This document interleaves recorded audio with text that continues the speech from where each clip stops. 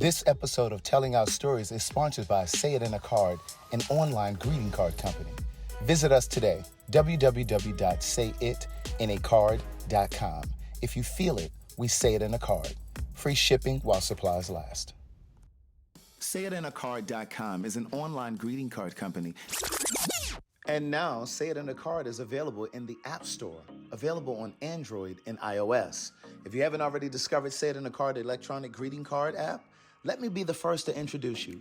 These aren't just any old greeting cards. They're situational. Does someone owe you money? There's a card for that. Going through a breakup? There's a card for that too. Did someone close to you lose a pet? There's a sympathy card waiting just for you. Hold on, not so fast. Coming out of the closet, we have a coming out card as well. If you feel it, we say it in a card. Download the app now. Welcome to the reunion show of Telling Our Stories, Black, Gay, and Aging. Telling Our Stories received an overwhelming response. Queer folk and straight folk were fully engaged and very much so invested in the series. One of the highlights of the show was the piece that I wrote and read in the season finale. It resonated deeply in the hearts and minds of all who witnessed it. That 9-minute clip was viral. It was everywhere: TikTok, Instagram, Twitter, and Facebook. I was tagged thousands of times. I even received phone calls and texts from people I hadn't heard from or seen in decades. I've been left wondering why it pierced so deeply in the way that it did. This was confirmation that I am not alone in my thoughts. This isn't just a queer community thing. This is a people thing. How did we get here? And again, I'll ask, if we're all saying that we want the same things out of a relationship, then why haven't we found each other?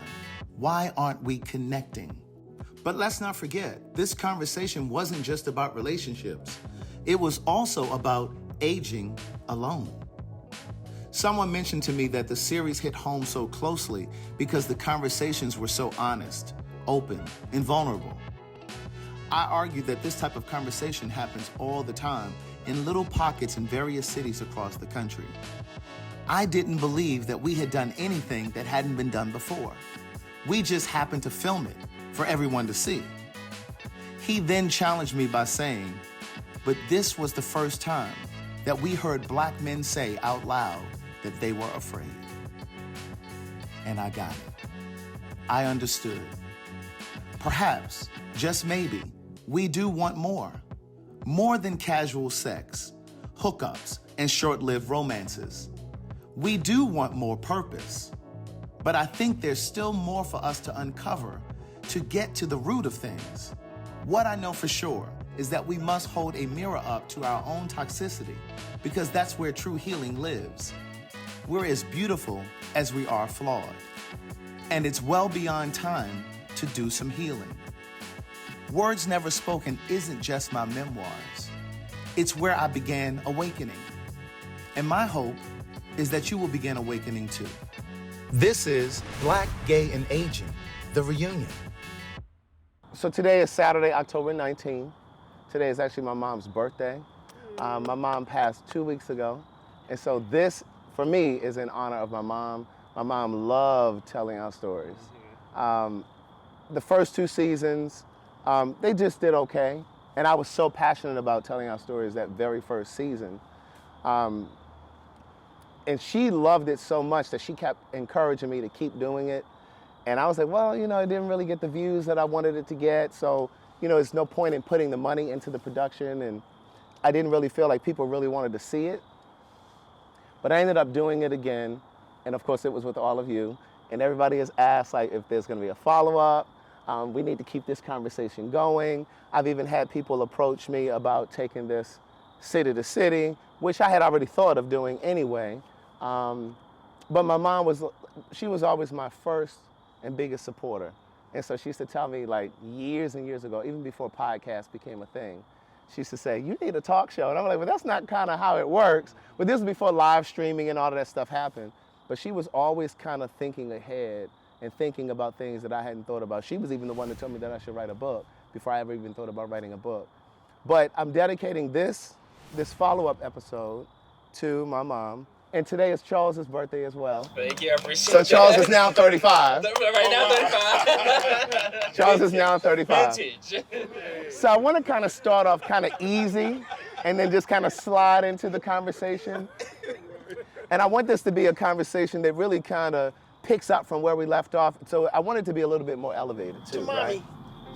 Oh, Thank you. Cheers. Cheers.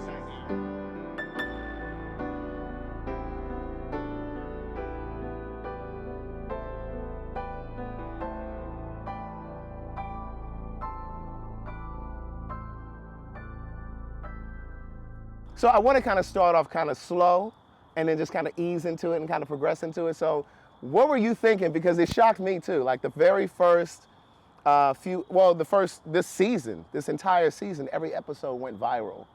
And the clip that went, well, there were a few clips that went viral, but the one that comes to mind first was the one where I ended it and said, if we're all saying we're looking for the same things, why aren't we finding each other? Why do we keep missing each other? Because if most of us are saying that we want the same or very similar things, then why haven't we found each other? Why are there so few examples of long-term relationships? That clip went everywhere. So how did you first realize, I guess, that the show, the podcast that we did went viral? Like, how did you find out? I started receiving phone calls. Really? From people from a long time ago with the video attached. They were sending you clips of the video. With the video and the phone calls. And so, yeah, that's how I found Really? out about it. It went viral. I was approached on the street or at the club, or he was, oh, you're on that podcast. Uh-huh. I'm like, yeah. Torrance? Yeah, same here. My cousin texted me the thing, and that would have been the last person. A male or female cousin? A male. Uh-huh. And I'm Straight like, or gay? Straight. Really? He's like, oh, I see you out here. I'm like, hey. Wait, how you say it? I see you out here. I see you out here, cuz. I'm like, oh, hey. Straight. What you doing in gay spaces, cousin? He's an ally. No, cousin, we kidding. We kidding. Well, my nephew called me. Oh, yeah, that's right. Go ahead. Yeah, my nephew called me and he said, I really appreciate what you guys are doing. Because he's 28, 29, has a girlfriend and a baby. Mm-hmm. And he said, it really hit home with him when I said that when you said granddad was a good father but not a good husband. Yeah. He said, but my girlfriend, I want to get married. They have a baby. He said, but I don't think she wants to get married. He said, I'm a great father, but I don't think she wants me to be a good husband. Right. And You had a lot of great one-liners, and a lot of the messages that I got were about things that you said. That being one of them, and then another clip that went viral was the one where you said HIV stole my youth. Right. Like those clips went everywhere as well. I admire younger guys because they do have the freedom that I didn't have when I was that age. Mm-hmm. I think HIV stole my sexual youth. Yeah. So when I look at them, I see my sexual youth, and because we do have the PrEP and the medicine, Yeah. it just attracted. It attracts. Okay. How did you first find out that the first season or this season went viral? The clips were going viral. I found out because one of the episodes, my thumbnail or our thumbnail became the thumbnail. It was you and Marvin. Yeah, sorry, me and Marvin's thumbnail became. Actually, it became twice because it was one content creator and another content creator I just recently watched. But he didn't really react to the video. He was just giving his perspective of the video. Mm-hmm. But the other one was a reaction. But tell me about the thumbnail. We have to talk about the Yeah, we do. Yes. So there was a picture of you and Marvin. It's a picture of me and Marvin. And you were sitting But at the my table. name and my age is up there. Your right? name and your age, because they caught us still. They caught us still. It's mainly you. No, it's me and Marvin. It is me and Marvin. Okay? Marvin is kind of off to the And side. do we want to get his man? Okay, so tell us what it Charles says. like that. Okay, so on the Don't thumbnail say it that says, and it was sent to me by a friend though, because I don't particularly watch this content creator anymore. But it said vintage bussy. What did it say? Vintage Bussy. bussy. Vintage bussy. And YouTube apparently lets you put that on there now. Wait, they called you that? They call everybody that. Why y'all weren't on the one shooting? But in the video, everybody is in there. But the He screenshot actually is did him the and Marvin. Ah, don't do that, don't do that. So we are technically all bitches, but Right. It's you and Marvin did. I already told y'all who But I it was am. the episode? Yeah, yeah, somebody it was doing a the first- review it of was the the first conversation. He did a like review that. of the whole thing. Right, and the Yeah. thumbnail on the YouTube Yeah. video was a picture of him and Marvin. If you don't press play, you don't know it's all of us. You just think it's those two. But vintage is expensive and classy. Yeah. So I'll What take you it. I wasn't said? offended. Oh, I'm yeah. not offended at all. But I'm a soft top. I already told y'all. Just soft top? You're a soft top. Soft top. You wear nice tops. So you like a He's more like a chemise. He's more like a chemise. It's French for sure. And I like A these. top, a blouse. Mhm. Scott?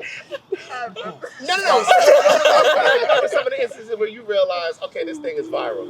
So, friends that I hadn't heard from in a while were texting me, mainly about me having my thighs out, my Uh-oh. Come shorts. on, thighs. And right, So you yeah, covered up tonight. Very much. and I kept seeing people looking at me and kind of staring, and then the instance with my Uber drivers thinking I was an actor, and I was like, And she kept saying, I've seen you somewhere. Well, when I was getting out of the car, she was like, I know I've seen you. I'm gonna find you. I was like, oh my god. Girl, let it go. Right. But wait, you said you were in Florida too. Yes. And somebody.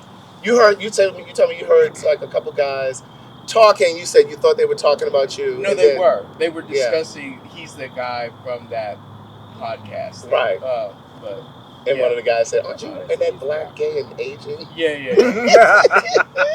So I think for me, I hadn't heard from this guy. He was a good friend of mine a long time ago, but he had a Torrance comment.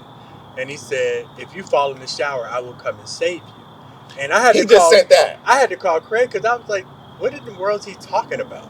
Because I hadn't watched the whole thing in a long time. But I guess that was Torrance's comment. And I was like, oh, now I know. And then after that, living it's alone. Yeah. Right. yeah. It was Yeah. about the living That was living another alone clip that went part. viral. A lot of people Is that responded to that that. part? Yeah. Save you in the shower. Yeah, a lot of people thought about that. They commented because I'll get messages to my email when somebody comments on a video, and so that was one of the ones that people commented a lot too. As a black gay man who's single, who has no children, shit, when I move back here, I'm like, what if I fall in the shower and I'm here by myself? Who's going to do a wellness check? That's right. Do I have a trust? You know, I had to set up my trust to make sure all my stuff is there. Who's going to be able to dispatch here quickly to make sure I'm good? We had a friend pass recently. 2 days ago? And he lived alone. Yeah. And they found him. And And that's my biggest fear. I don't want to be in a relationship because I'm scared No. somebody gonna find me. Right. There's one reason. I don't want my parents and my family to just have to find me. Yeah. Yeah. Yeah, You know, I want to have a partner or a friend. If something happens to me, I'm in the hospital. Mm-hmm. You know. Mm-hmm. Somebody's there. Right. Well, I know you want to say something about that, but wait, what about you? I got a couple of things. I got inboxes, messages from people. Because baby, you were in season. They were asking about you. Who is this Elgin? Where is Elgin? I got some inboxes. What else? And I had an ex reach out to me that I hadn't spoken to probably since 2002. Mm-hmm. So 2 decades. And then I had a guy I thought was straight in the gym. Like we were on the bench. So as I told you about earlier, like we were on the bench. And he wouldn't give me any eye contact, but he was digging in his gym bag and he was like, hey man, not to put you on the spot, but that video, I really appreciate what y'all were talking about in the video, which for me said, you know, it's a conversation that we need to have. Yeah. But he wasn't ready to face me Yeah. in that moment. And interestingly enough, it brought out conversations for me with some of my friends who are closer, because one of my friends was kind of, he felt like so much of what we talked about in a relationship, we described dating and aging in relationship to a, just relational piece. We didn't talk about other pieces of being a human. And that's what I outside want to of talk the about here relationship. too. So, Yeah. But you know, but to your because I'm close to him, but we never had that side of the conversation. We Right. had the relationship side, but we never had the other side. right. But to your point about the guy, you say he wasn't ready to face you. I would even say he's not ready to face himself, and that's why he was looking in that gym And bag he comes too. in the gym every day. Yeah. You would never know. I mean, I don't want to give I'm using the term look gay loosely, but Yeah. he doesn't look that way. But he never gave me eye contact, was just like, hey man, not to put you on the spot. Mm-hmm. In other words, like, I know you comfortable, but I'm not. Mhm, Like, Yeah, yeah, Crazy though, because we're in 2024 and people. yeah, yeah. Coming up next on Telling Our Stories. you have to think about everybody came out of the closet at a different time. And we're all from different places. You know? Right. Yeah. Well, I know you men came in out the at 20. Please say Ryan ain't never been in no closet. I ain't He never said, been in you no ain't never been in no closet. The Clean Theory began as a cherished hobby, a personal escape into the world of sense and self-care. Fueled by the desire to share these moments of tranquility, the founder, Jen, embarked on a journey to turn her passion into a thriving business. At The Clean Theory, we believe in the power of craftsmanship. Each product is a testament to meticulous attention to detail, unique blends, and the pursuit of excellence. Our mission is to empower and inspire through the transformative power of self-care. We curate products that not only enhance your physical space, but also nourishes your soul. The Clean Theory is more than a brand. It's a lifestyle, a commitment to creating moments of serenity in the chaos of everyday life. Visit us at tctcandle.com. Read for Your Life, virtual tutoring. Join us January 6, 2025 for a 12-week educational experience to increase your child's reading skills and inspire confidence. Perfect for ages 5 through 7. For more information, text Read for Your Life at 804-615-5997. That's 804-615-5997. When I released my first book, I remember thinking very heavily about Elon Harris and how he did it, how he managed to reach millions of people around the world through his work, and how I would do it. His readers became my readers. I write because it's my passion. I write with Black people on my mind and Black gay men in my heart. Toni Morrison gave me the courage to say that out loud. Yes, I can write about white people. White people can write about Black people. Anything can happen in art. There are no boundaries there. I could write about anything, anyone, but I choose to write about our experience. And I've spent my entire writing life trying to make sure that the white gaze was not the dominant one in any of my books. Book of Jewels is my love letter to Black people. It has nothing to do with who reads the books. Everyone, I hope, of any race, any gender, any country. Book of Jewels is 11 of the biggest life lessons that I've learned to date, and the stories behind those lessons. Book of Jewels is available now on Audible, all e-readers, and Amazon.com.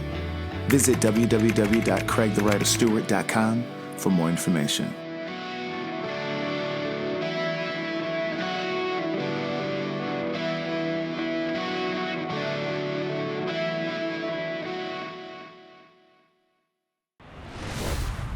I was getting stopped a lot about telling our stories. And I was getting a lot of inboxes, a lot of emails. So, I mean, obviously I got a lot of the emails because, like I said, when people commented, I would get an email. But then people were stopping me about that. Typically I get stopped about fag talk. That was how I knew that it was starting to get traction, you know, because people were starting to talk to me about it. But speaking of, you said something earlier, we didn't really, because a lot of people, I think their perception was we were just talking about being single and in relationships, because a lot of people were saying, because some of the negative comments, there were very few. There were very few negative comments, but there were a couple of negative comments, and one in particular that sticks out. Someone said, you all have spent your early years, your 20s and 30s, pissing in the water, and now you want to complain about how soiled the water is. And now you've gotten to this point in your life where you're now single, and it's because of your own doing. So what do you say to that?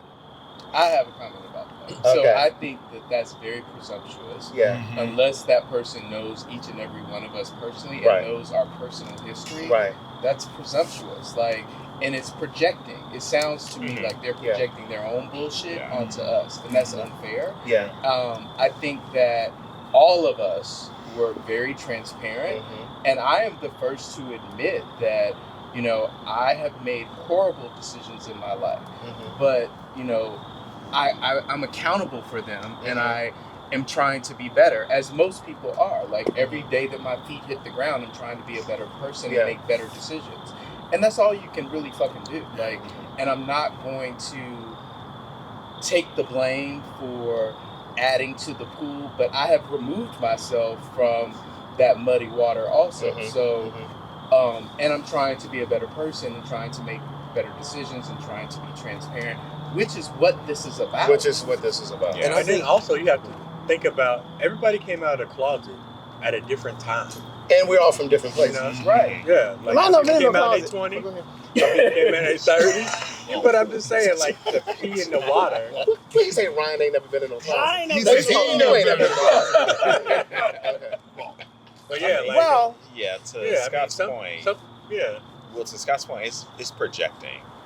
That's why I don't fuck with the internet like that, because you have a lot of people who have opinions and perspectives who don't actually look over on the other side. Yeah. Because if your takeaway from that entire conversation was, oh, you've somehow lost your youth, it's like you missed the whole fucking context and theme of the conversation. Right. So that small mentality is unfortunate and sad. I'll pray for you, whoever was the person who put that up there. Not me. right. But the big focus around that conversation was really to think about what it is to be aging as a human being first, Yeah. right? And then a black person in America was an underpinning of that. But the takeaway should have been there are different perspectives. That's right. Yeah. Because people are at different stages of their life.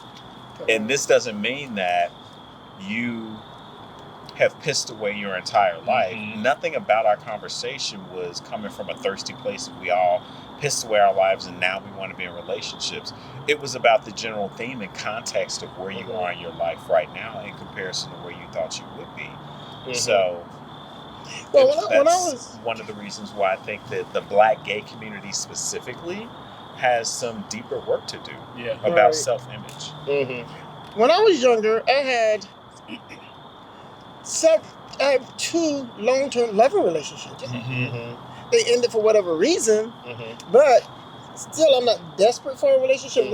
I would love to have a relationship, and I don't feel incomplete without one. Wait, how do you define long-term relationships though? Like, this is another thing we talk about. I've I been feel in a like, 7 or 9 year relationship. okay, because sometimes gay men, they'll define a long-term relationship as more than 2 years, and I feel like that's not long-term. Long term, no, that's a long term fuck thing. Did you want to say something? Do something else? I think about that. Yeah. I think that sometimes we were born, we were born black. We were born, or we grew into, accepting our gayness. But the aging comes with experience and lessons. And I think the person who made that comment probably overlooked the lesson that we're trying to say. You don't have to go back through the same water that I either swam through, pissed in, or made murky. Choose your own pond, do something different. I think so. My message would be to look for the message in the conversation, not necessarily, use our experience. The aging piece has brought us to where we are to have these types of conversations And make better decisions. Right, and part of the reason that I wanted to do it from season 1 was because hopefully I would pass a different torch to those coming behind us, or even our contemporaries who may not have as much direction as we have, right? So it was really about, it was coming from a teachable place, wishing that I had been given some of these tools when I was 23 or 25 or 30. One takeaway from that as well, when they say that you kind of closeted away your whole life, it's like, I've come up with this term called like relationship supremacy, as if that's the ultimate goal. Like if you're not in a relationship by a certain amount of time or in your older years, like you're a failure. And when did that become the standard? Well, it's a heteronormative kind of thing that's projected into our society, which is, is kind of false. Right. It's not a real thing. Like, it's kind of the standard that heterosexual. It's like the single women with cats. Yeah, exactly. Right. Right. But just to go back to that piece about what Torrance was saying in the previous episode about what if he fell in the shower, and you mentioned having a friend that just passed away and he was by himself. I have thought more and more about my own mortality, especially now since I've lost my mom, because it brings my mortality closer. It brings it closer to me, you know what I mean? Because it's just like, that is a sign that there's a generation that has now left. Now I'm graduating to that generation, and the nieces and nephews and cousins that are younger than me are now looking at me as one of the older people. The elders. Well, I'm not an elder yet. That would be Marvin and Calvin. Speak for yourself. You're an elder. I'm not an elder. I'm not an elder. So what age is the elder to you? I would say elder is somewhere in the. Wait a minute. I mean, there's people that call you uncle. I'm not quite knocking You got yet. 1 foot on the mat. I'm kind of like You got this. 1 foot on the mat. Crossed the threshold. Have I crossed it? You're in the. Yeah, you I got think 1 I'm foot on standing the on mat. it. You're in the zone. Nothing for you. So wait, Charles is the only one that's is there a good. number? You got 1 foot on the mat. Is there a What's the number? number? What's the number? I would say, for me, I would say an elder. Struggle to get it out. No, I'm saying carefully. Right, Scott. Because I know the age that I'm about to say is going to put a few of you out of it. Well, we can always reach back and grab your You got 1 foot on the mat. And it won't be that far of a reach. I would say, wait a minute. I would say elder would be. I would say 56. I don't think so. What? But What's 6? That is so specific, Craig. Yeah, that's specific. I mean, that's okay. 60. consider the source. 60. Well, normally there's only 3 generations living at a time. And There are you're 5 in that generations in the workplace now. So it's Right, 5 but you know, But you there's- mean in terms of in a family? in the family, there's the you know Your elder. the elder, Your elder. 70 plus. right, and you're the top tier. No, I'm not. I'm at least 2 tiers behind that. 2. That's If the elder, You got great nieces. It's only 3 tiers. He got great nieces. I still have great nieces, but my niece and nephew, they started early. Oh, here we go. They started It's the early. workaround. It's the workaround. Maybe elder is about experience. Is it a number? And that 4th generation is really on their way out, like really on their way out. And depending on what Right. age you are, that may be how you define the age limit of an elder. If I'm in my 20s, I may consider somebody 40 plus. Because you got folks looking at him at way 35 talking older about and he old. older. I'm old. Right. Yeah. I'm You're vintage. older. I'm vintage. No, your So you're spirit is vintage. old. Okay. Vintage pussy. How many You people had to in say the that. gay? I'm How many bothered people in the by gay this. community call you Anna? That should be my question. That's a social media thing. Yeah. That puts you in the elder They say, category. hey, what's up? Yeah, they love to say, Oh, I oh. love that I'm shit. I love that alright. shit. Call me I'm all right with that. I like that. Really? Yeah, I'm alright with people calling Tell me me why uncle. you like Well, that. What's up? He's a soft top. I don't want them calling me uncle if I want to fuck you now. Yes, it means other stuff. Listen, what's Soft up? top. I know it's legal somewhere else. He wears soft tops. He's not a soft top. You know, I've always had haters. You know, soft tops have. Okay, so now another clip that went really viral, and there was a lot of negative reaction, was when you, and you talked about being open to dating white men and how it feels lighter. And somebody said that black men are broken. Somebody said something in that neighborhood. I think it was Torrance. I didn't say black men were broken. We need to pull the Now, what about dating outside of your race? Have and will. It wasn't stressful. He was very easygoing. I date black guys and it's exhausting. I agree. The communication is easier. They're acutely aware of feelings and and they can emotions. express them immediately, typically, whereas we just don't. We shut down, we stop calling. Just being black myself, you know the shit that you have to unpack. Like Yeah. daddy issues, all the other stuff. Right. When I was dating a white guy and I dated an Indian guy too, it was like, oh wow. I don't have to Ryan's point, it's lighter. I don't have to have these discussions where These we're masks. unpacking this stuff. Yeah. Because they don't navigate and they're not socialized like that, so it just doesn't come up. Yeah. I did not write this. I'm not sure who wrote it, but it was so appropriate to close this scene. Black men are broken, and that we break each other more. I stepped outside, found therapy, worked on myself, and at the level I got to, most of the men who appealed to me were white. They were upset about it, right? So a lot of people were like, well, what is it? What they just want to be dating somebody white. They just make an excuse. Just go on over there. We don't need y'all. Like, they were so upset. Wow. I want to say this, and I've noticed this not in just gay conversations, and this is the other thing that I got to comment about. I typically will say queer when I'm talking on a camera or something like that. If I'm talking to y'all, I'll say gay. But I try to be inclusive when it's something that's going to be on social media or the internet, because everybody doesn't identify as gay. Some identify as pansexual, bisexual, trans man, whatever. So I just say queer just to include everybody in your identity. All that to say, what I've noticed is no matter whenever I'm talking about, or whenever the conversation is about black men, regardless of sexuality, straight, gay, bi, whatever, black men don't like to be criticized. And they can't accept criticism well. And we're black men saying this. And do they have a problem being criticized by other black people? They They don't like being criticized, okay. period. And whenever there's a critique and it's valid, there's always a shift and constructive. And when it's constructive, there's this shift. Well, black women do it. If it's a conversation about black men and women. Yeah. And then it shifts even when we're talking in this kind of a space, when when you guys were talking about your experience. Yeah. And it was your experience. And if it was lighter in your experience, and this isn't the first time that I've heard that, but I knew that there would be people that would be upset in hearing that, because sometimes we can't accept the truth. He called me days after and said, I really think I'm going to get some blowback from that. I said, that's okay, but they need to hear it.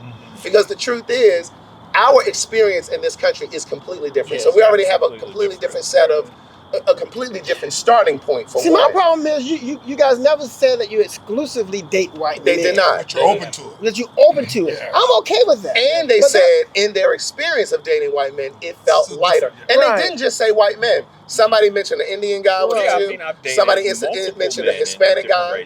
I even mentioned a Hispanic guy. I said it was easier. Yeah. Lighter, easier, all of those synonyms. The point is, that's because you haven't found the right black man. Because it was like, when it got to the point where it didn't work out, it wasn't like. But what we were talking about in that last conversation was a cultural prevalence. Right. We're not saying that there aren't black men who are evolved, who aren't evolved. Because I think I'm evolved. Right. But what I'm saying is the cultural prevalence is we tend to run into the same roadblocks. And I do want to get into a bit more of that, because people were asking, well, why are y'all single now? And I'm going to go into a little bit more of my own personal experience, and you can share whatever you'd like to share. We're not saying that there aren't any black men who aren't evolved, who aren't cultured, but in terms of ratio. And I think it was Scott who said white men have a way of communicating their feelings in a way that black men don't. They're more emotionally articulate. And you cannot sit here and be honest with yourself. Hold on.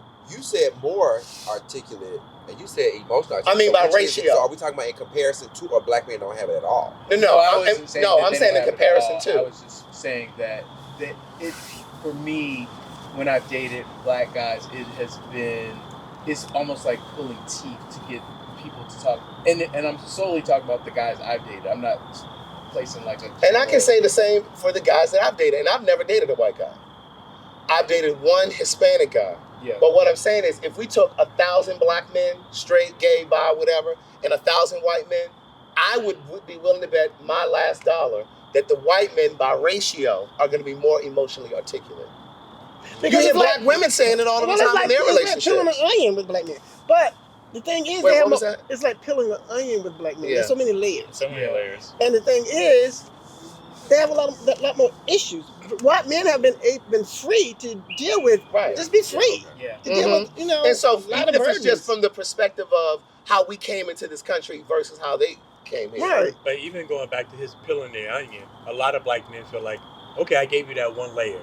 Right. I'm good. Right. You don't need to see these 20 more layers. I got. Right. Well, the thing that you also have to think about, black men are still men, right? You take the word black or gay or whatever off from the front of it. We live in a patriarchal society, so the way that we have been raised, especially as people of color, is to not be overly emotional, because we live in a country where we don't have that option.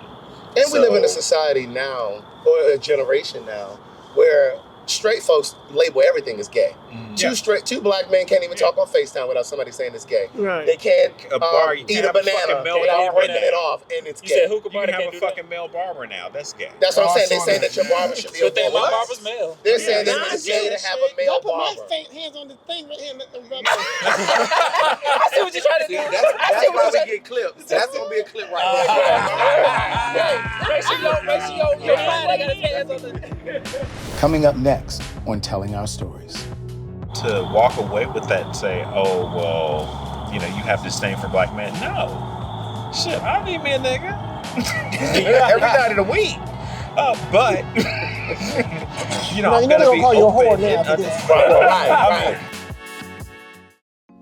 Are you ready to elevate your travel game? Introducing Next Luggage, the perfect blend of style, durability, and innovation. Say goodbye to boring, bulky bags and hello to sleek designs that make a statement.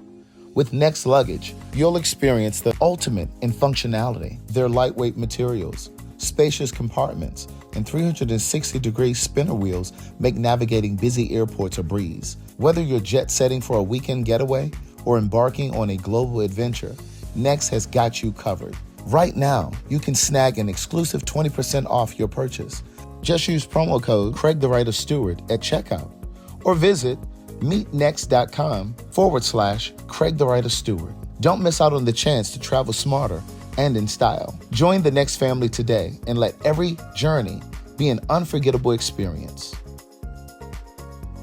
One of the best parts of life is when you can admit the truth to yourself about yourself. Cyberspace is a world where one can become something he isn't, but everything he dares to be. I wasn't interested in getting attached to anyone, and I knew I wouldn't take anyone I met online seriously. I had multiple screen names to increase my chances of meeting someone attractive. The majority of the profiles noted HIV negative under status, but I knew better from the work I had done in the HIV community. I knew 1 out of 3 black gay men was positive. The messages I found in my inbox validated me in my depression. In some strange way, they reinforced that I was worthy and deserving. My days consisted of waking up and logging on to see how many messages had accrued overnight. Months passed before I got honest with my therapist about what was happening with me. And before I knew it, I heard myself say, I've been having sex with people I meet online. To listen to more of Words Never Spoken in Memoir, visit audible.com. I think black people as a general, maybe the young generations are starting to be more progressive in that way. But for some reason, I feel like therapy helps unpack those layers. But for some reason, we don't want to take that step. And I can't tell you how many female friends I have who are in relationships with men and they want to go to therapy, and these men are like, "Oh, I don't believe in therapy." Right. Yeah. You know what I will say? Maybe this goes back to our very first comment about how do we hear when we're viral. I had, and I sent you this on audio one night, but just the same struggles we're having on this side, my single black female friends are having the exact same struggle, saying it's pissy over there too. And so the common denominator is what? Is the black right.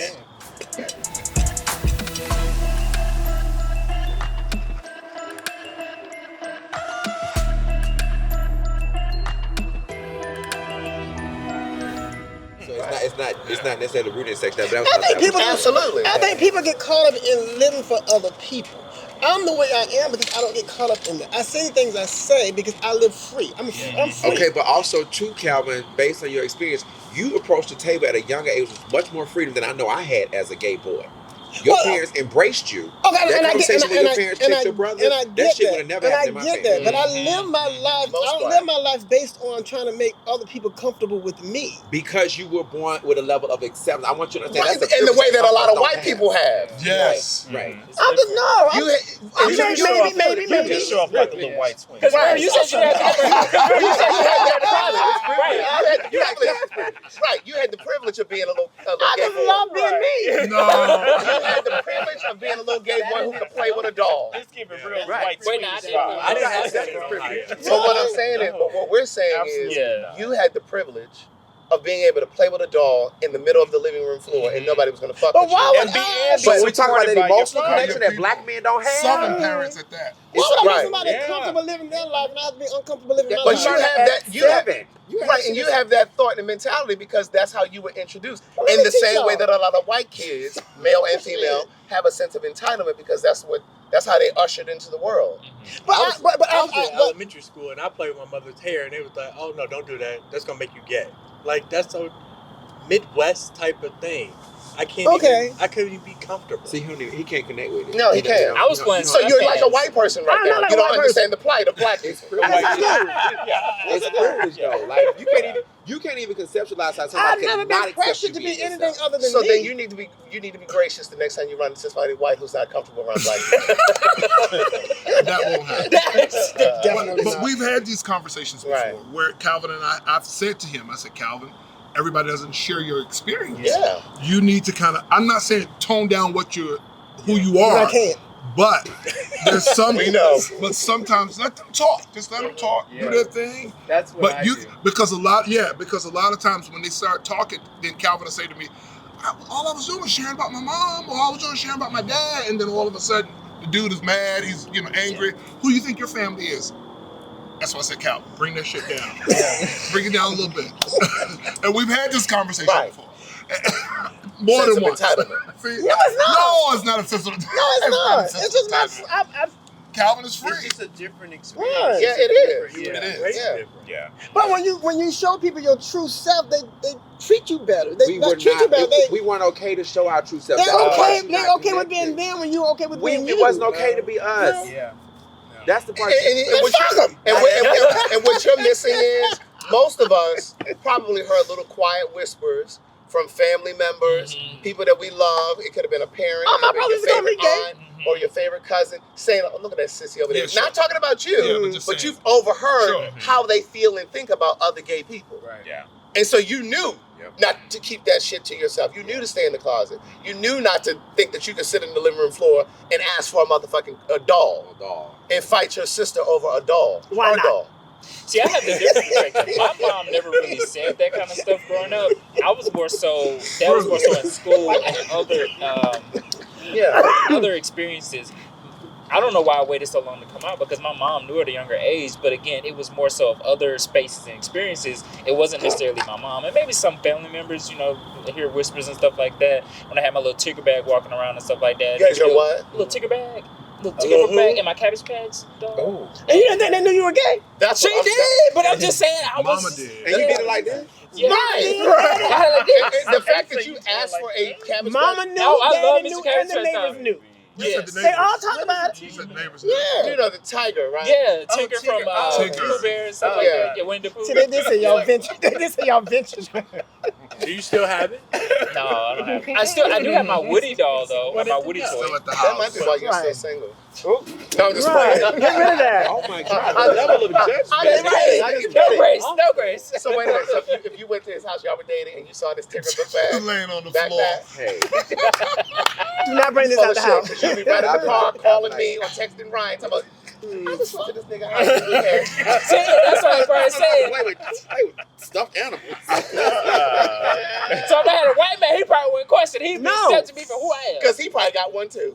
He probably do. I've been like, that's I cute. still think we need to go back to it's all races. It's just not white people. Yeah. Right. Open to No, I all feel the races. same. And I wanna can't make say sure- that. I can't say that. I can. I'm not open to all races. And it's not because I'm racist, but I just know us. Right. I know black people. I love black men. I This do is bottom too. line. That too. This is the bottom line. I'm just more attracted, and I don't feel like we don't connect on the same. No. Right. I don't What want that. Like, attracts you it's- to black men though? Like, what is it that? Aside from the physique, What type Yeah. of connection are Right. you looking for? I love the rhythm with which we move and we speak.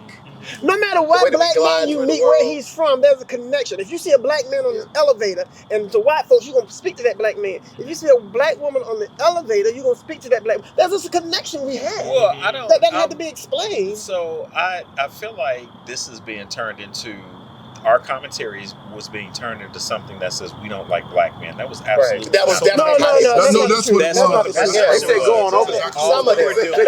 Some of go the on over. majority of the people completely got what y'all were saying. All we were But there saying were a was few who we are were just Open the trying door. to. Y'all Well, open the going door. back to what we were talking about, this has more to do with EQ than anything. I don't give a fuck what race you are. That's what we were talking You about. just typically EQ. find it more prevalent in black men, the fact that we don't have a high EQ and we don't seek to have a high EQ. That's part of the problem. That shit transfers off over into how you navigate your relationships, whether they're platonic or intimate. Mm-hmm. That's all we were talking about based on our own experiences, regionally or whatever the case may be. So to walk away with that and say, oh, well, you have disdain for black men. No.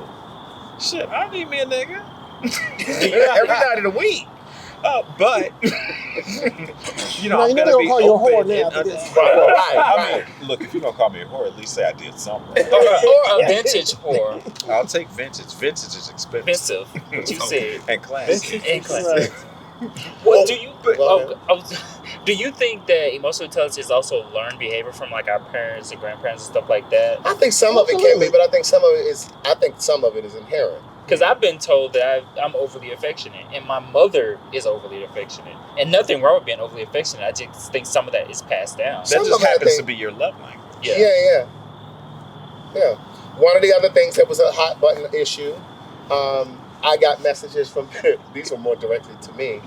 I got messages from people saying, I already see that you all that you decided to cast this with people who are all in shape. And because I don't see anybody that represents me, and the bigger guys, the bigger community. And I didn't really respond to a lot of the comments because I really just wanted to see what people were saying. But I do remember responding to this one, and I said to whomever, there was no casting call. Right. So there was no casting call, and there was no intention I came here for now laters. The next thing I know, I'm being mic'd up. And there was no direct effort to exclude anybody. Oh no, you're too big. Right. You're too heavy.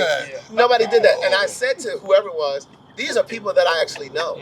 These are like people that I just we have intimate conversations with. And I just said, hey, what y'all doing? You available this day? Let's do it.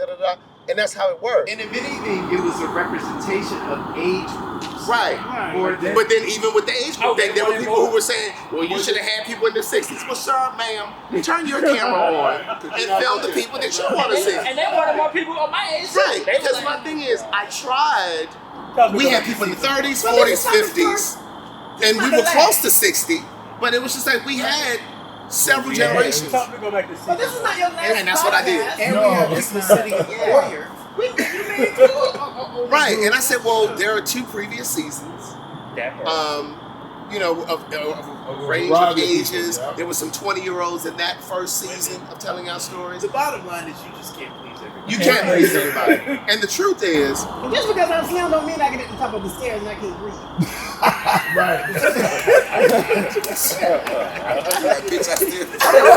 still out of breath. And the truth is, when you wake up in the morning. With all due respect, what different perspective would a larger sized person offer you? That's what I'm saying. I'm just curious as to what wasn't about that. Because it wasn't about the biases in the community. Well, and here the other thing is, just because I may not be plus size does not mean that I don't have body dysmorphia. That's true. I mean, so I may look in the mirror and see flaws is in the way that a plus size person sees it. Oh, wait a minute. I just had another thought though. What if the comment about bigger size boys speaks to how the community perceives just larger people? Like, no, and I get that. I get that, but this wasn't that conversation. Or you be like, bitch, she gained weight. When they get stuff that kind of, so maybe I'm wondering if you've been gay and large in your 20s, like you might have been rejected all your 20s. No, I get that. We was probably pissing in the water. They wouldn't even get it. Your whole life is about being young and in shape. That's just gay life. The younger you are, the more prospects you get. I think the age is an issue. That was the reason why I wanted to size.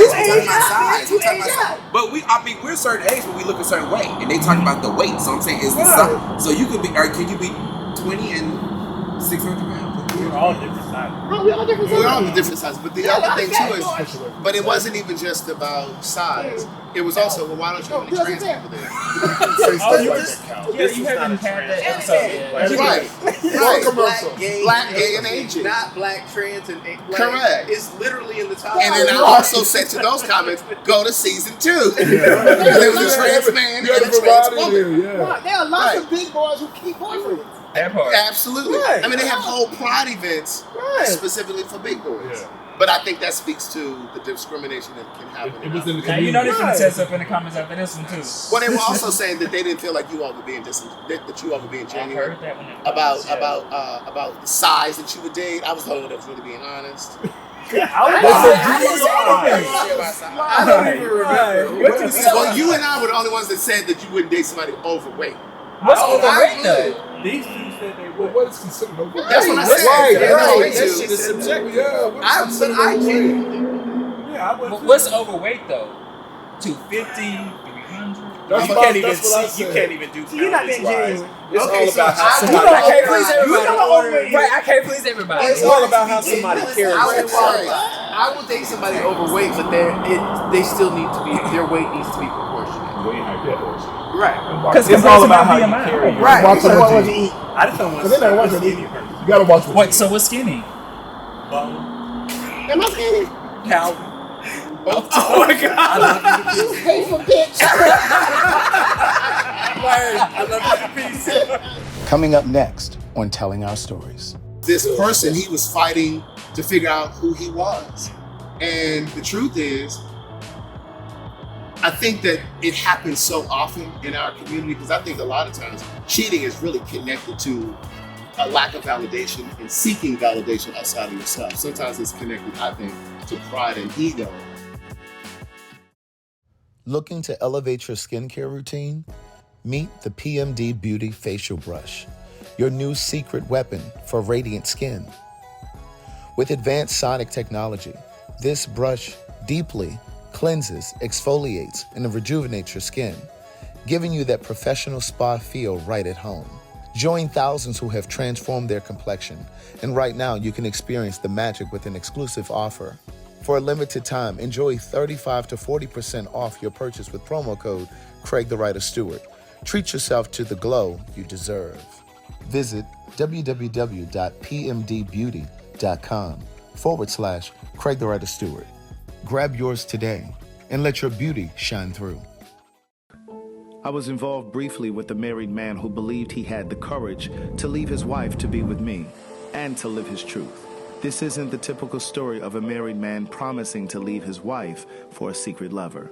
Rather, this is a story in part about a gay man who knew he was gay before he got married, but chose to marry a woman because he didn't know how to break free.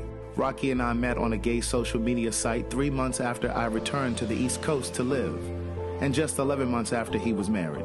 At the time we met, he was living and working in Dubai as a contractor for the government on a military base, while his wife was stationed in Tallahassee, Florida, where they had a home. In one of the first messages he sent me, Rocky shared that he was married, but that he had regrets. He explained that he had come out to his mother and siblings when he was 18 years old. He sat there. To listen to more of One Thing for Certain, Two Things for Sure, a memoir continued, visit audible.com.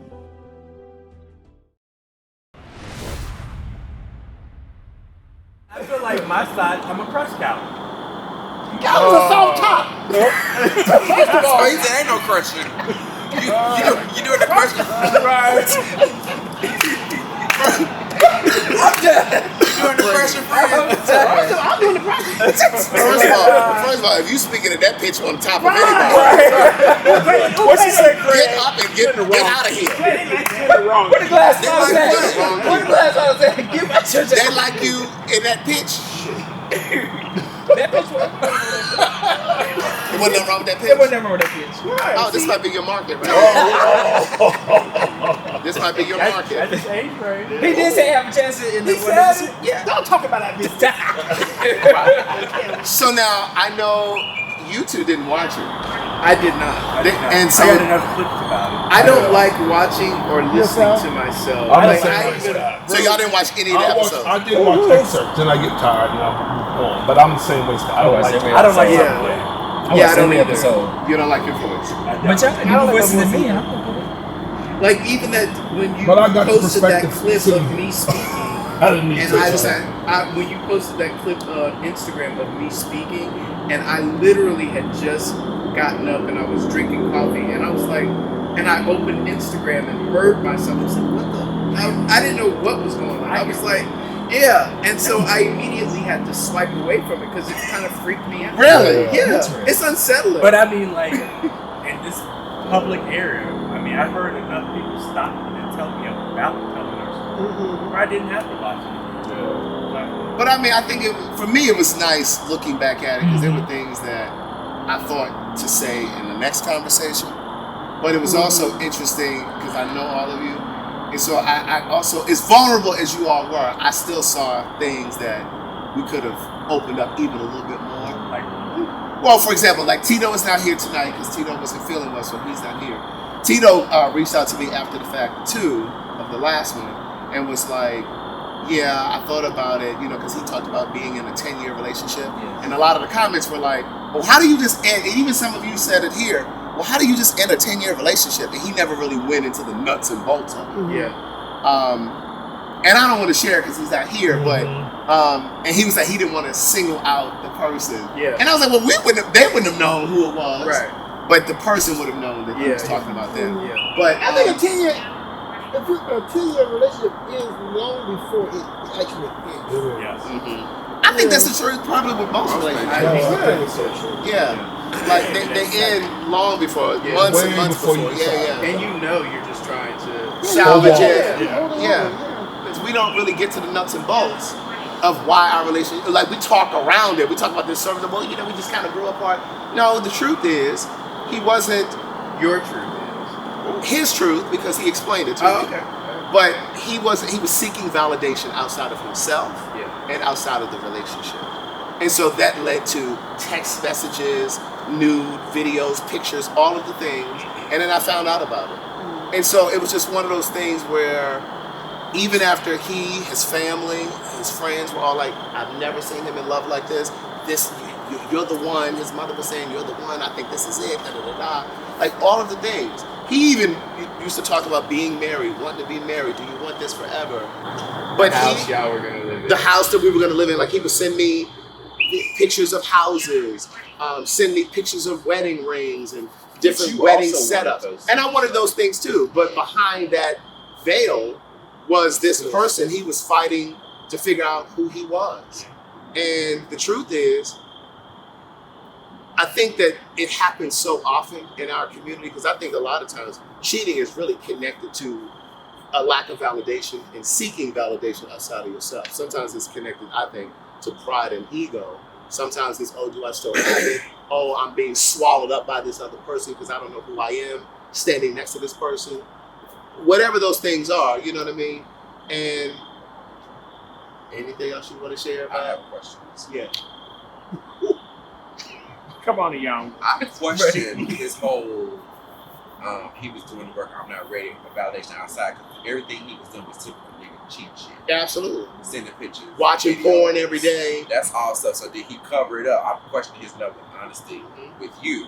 And then I also question, like, did we not look for people who are whole before we meet them? So did you not look for a person who was self-aware or who didn't seek validation? Like, if he constantly defined himself while y'all were dating, in relation to you, that's not a person who sees himself. So I'm curious as to, did you see that?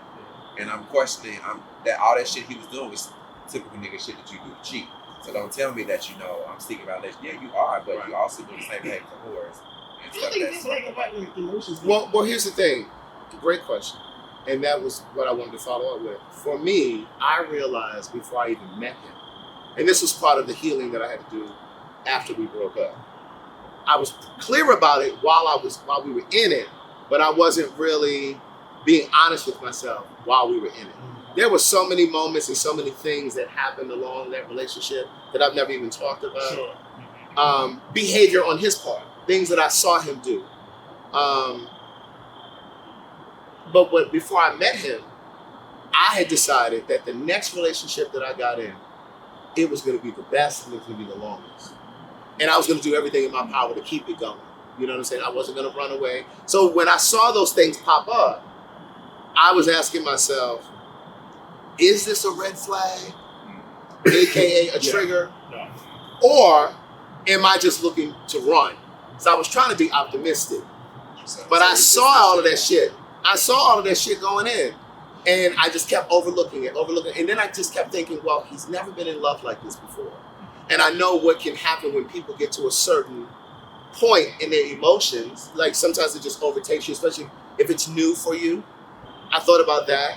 His mother was a very interesting connecting point for us. And that was something that when I watched the first episodes, that was something that I thought about. Remind me to come back to that with my nephew and his wife.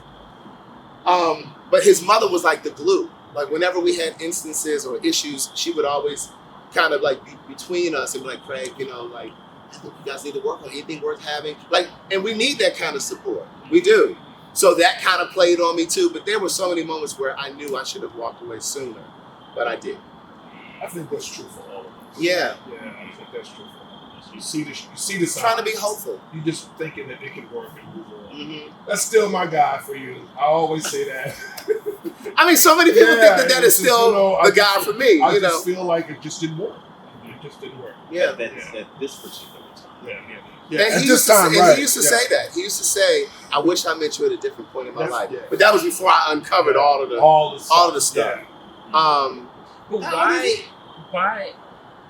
Well, why is it that people say that? Why can you not get to that point now? Because we're at a certain age, we have to start being accountable to ourselves and being honest and like, okay, we need to kind of grow up in this space.